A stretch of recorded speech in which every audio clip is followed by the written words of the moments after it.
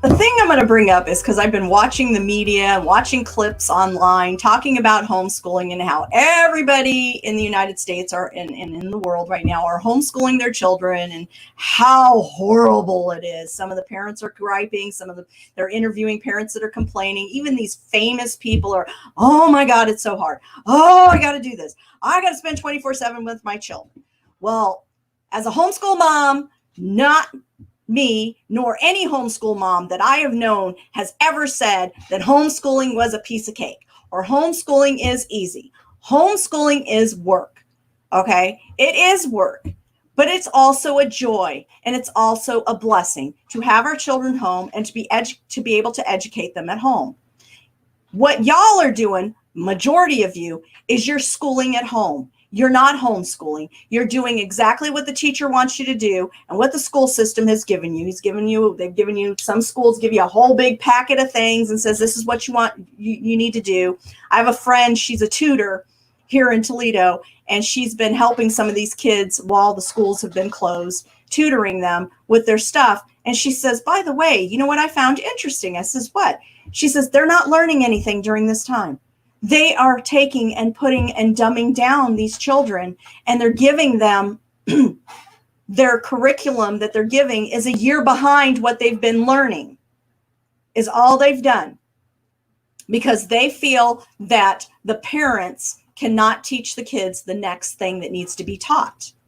So in a sense, they're telling you parents who have you've been educated, y'all. I've been educated from the public schools, so they're saying that they didn't do a very good job on us, and we can't seem to teach our kids what they're going to give us. It's kind of odd, and yet it's an insult if you think about it. Homeschooling is totally different from what the media has been telling you and what has been provided from the media. It is not like that. Yes, it's hard work. Yes, you have to go do some work and prepare for it. Yes, you have to schedule. Yes, you have to take care of things. And yes, children can be little poops. Yes, they can. They can be a problem. But you know what? God gave them to us as a blessing, number one. And number two, to teach us what it's like to be Him. Because we can be poops as well. That's what I have for today. Well, I can't even follow that at all. But it just amazes me, because and we'll be getting to the main topic, and it will kind of mesh with the main topic, because you got people out there that don't know what homeschooling is, and they assume that they're doing the right thing. They assume that homeschooling is this way, and it's not. It's not yeah, the same as school. I know it's interesting that, of course, with the quarantine and so many people having to be in school, and I don't know, I didn't follow it at all, so I don't know how it really worked, short of most likely a lot of the teachers were in contact with their students' parents and saying, have them do this, do this, do this, and probably took some tests or something and graduated probably most everybody. I would assume that's probably how it happened. However it did, I can see your point. Also, I did hear the word homeschool a lot more in the past 3 months than I ever did before, simply because they were forced to homeschool, and it's such a contrast, 180-degree contrast, in that so many people are so against homeschooling because they think that they need that structured school. And they don't really know homeschooling that well, that when it's on the other side, then now these people are realizing, just like what you're saying, is that there is a lot to this, but I think in such a short amount of time, there's going to be very, very few people that get it enough to literally change over and start homeschooling. I just think it's going to be such a minute amount of people. I think they would probably find it more negative than schooling at home. Like you said, that's a very, very good way to put it. Schooling at home is so different than homeschooling. And I never thought about it like that. But in light of the quarantine, I'm wondering how many people are like really turned off because I don't want to have to deal with all of this. I just rather send my kids off to somebody else that's getting paid to do this and let me pay you for all of this stuff. So yeah, interesting. Very the conspiracy mind in me, okay, I'm going to use that conspiracy mind in me, sits there and goes, they did this purposely so that no one would want to homeschool their kid. And there's an article from the New York Times that this lady put, I refuse to homeschool my children. Well, I went and started doing a little research on that. And it was so funny. She's homeschooling her children and she doesn't even realize it because she's not doing schooling at home. She's homeschooling. She says, what I do now is I took my children, I decided I'm not doing what the school said. I took my kids and say, find what interests you. If this interests you, like rocket ships, for example, rocket ships interest you. Let's go study about rocket ships. Let's go for a walk outside. Let's go. She's homeschooling. And yet the article title says, I refuse to homeschool. The mentality of people thinking that what they're doing with the school system is homeschooling. That's not homeschooling. That is schooling at home. And I laughed so hard. I had to listen to this woman talk about that. Yeah. In Mississippi, how they did it, Mark, at least at my granddaughter's school, is that, they said, oh, everybody's the problem we have in Mississippi and probably a lot of your other rural areas is that the school is a rural school. A lot of kids do not have computers. They don't even have internet to have it. Really? I mean, you see how hard it is here. We got to have a tower and all that. No internet? No internet. None. Nada. No. Okay. They all run into Tupelo to try to connect to the internet on their phone. So they could not have classes over the internet. So what they did is they said, okay, we encourage you to have your kids do the work. We're going to put out bins for each grade. And they had to go to the school, pick up the work, do it, and bring it back. If they were failing, it was mandatory. If they were not failing that class, then they had a choice of doing it or not. So they gave the kids that were failing or had lower grades a chance to bring their grades up. And then when it reached a certain point after that, then they sent out the report cards and they didn't have a semester grade. They just had a grade for the year. Yeah. That's not just rural. It's also in the inner cities because you got the inner city kids that are poor. They have to go. And I kind of giggled about this because, you're in quarantine, but we want you to stand in line outside the school so that we can give you your paper. And by the way, anything that anybody that has the CV issue, they touch that paper, it could be contagious, but here you go.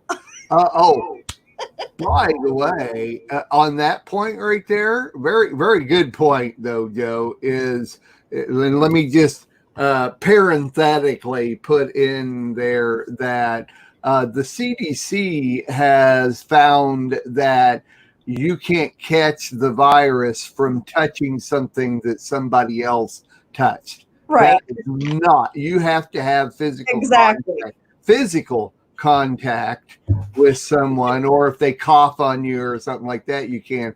But literally, if I touch this bottle and you touch this bottle, you cannot get the virus. Exactly. Like right now, I bought a couple of shoes during the quarantine at Walmart, and they're still not taking apparel back.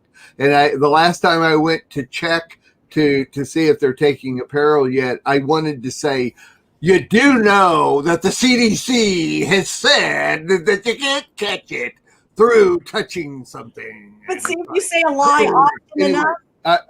What? if you say something often enough to the people, like Yeah. right now, the new big word Thank you. is the new normal. Right. The new normal is the big word right now. So I just laughed about that when they were saying that in the beginning. So these kids are like, getting this stuff, and they're, I can just hear some of these kids that are really over the top going, I'm gonna die. Right. I can't do my homework. Yeah, I'm sorry to get us sideswiped. I wanted, before we finish up this, and we need to finish pretty quick here, I think this is really good. Vern Porter put in from Facebook. In my country, they graded, or county, they graded everything as meets expectation and are not changing any grade from when school closed. They just taught my son that work and completion of tasks don't matter. And I'm wondering, Joe, can I ask you to do a part 2 to this? Would you do some research, and the next time you next week when we do the next chapter is to bring us an idea of what different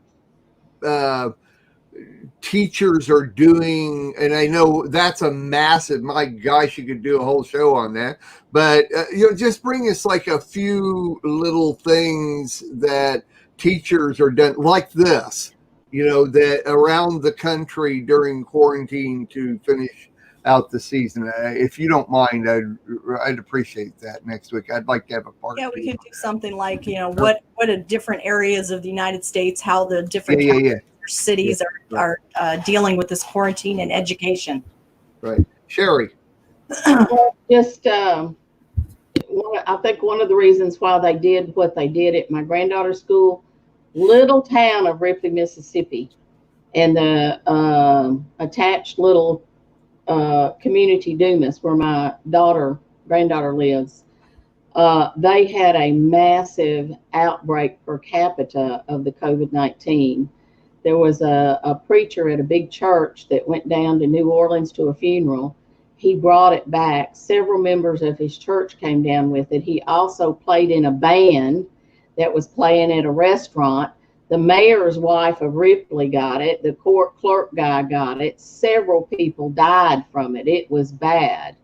So, I don't know how they got it, but it was, and the neighbor across the street from us, he died from it. I found out he died a couple of weeks ago, and I had seen like Balfour or one of those things like that over there in their little hazmat suit. I just thought maybe they were, cleaning the house up, or they'd had a fire inside or something like that. That's what came to mind, and I just didn't know it. And evidently they were fumigating his place over there. So per capita for those and they are little bitty towns. I think there's like 400 people in Ripley, and like 30% of the people that got it died with it. And they were not all of them in bad health. So it's some bad stuff if you get it. Yeah. So, you said a band. If they were playing, he was in a band and they were in a restaurant. Yeah, and one of the guys that died was a member of the band. Well, I was going to say, if they're playing certain instruments that you have to blow into, you get a lot of spittle in that, like a trumpet. Sure. Into the air. I don't know what he played. I just know he played in a band, and they said that's the church, and then everybody in that restaurant.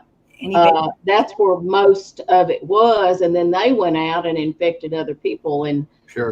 And the reason why I know this, I was talking to my insurance man, and he said one of his best friends, not but 60 years old, he said he died with it. Yeah. I mean, it's, and now I know why they had a curfew at Ripley, Mississippi at 10 o'clock, because it was the mayor's wife that came down with it. And they said she had it pretty bad. So, well, you got to, when you sneeze, it goes so far, but when you're playing an instrument and you're blowing that out into the public, that spit is, yes, guys, it sounds disgusting, but I was in band, and that's one thing I learned about the spit. Well, I said that I was put on by a lot of preachers when they were preaching too. So, I mean, that, especially if they, go out into the congregation, but they had a lot of physical contact. You know, they shake hands with everybody as they're leaving, and you know, all that. So yeah. So it's been interesting here. I was shocked at what they said. They said for the amount of people that live in this town, it was a huge per capita of how many they had. Now that's what I was told. I didn't go run double check it. And it doesn't take 2 weeks anymore to have the COVID-19 diagnosed. They do something now that's shorter. Right.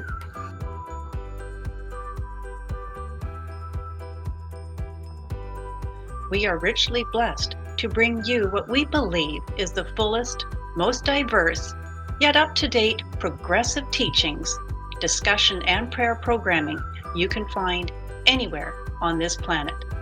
Be sure to take the tour of the MessianicLambRadio.com website. I'm Susan Hoogie, thanking you for joining us on the Messianic Lamb Video Network.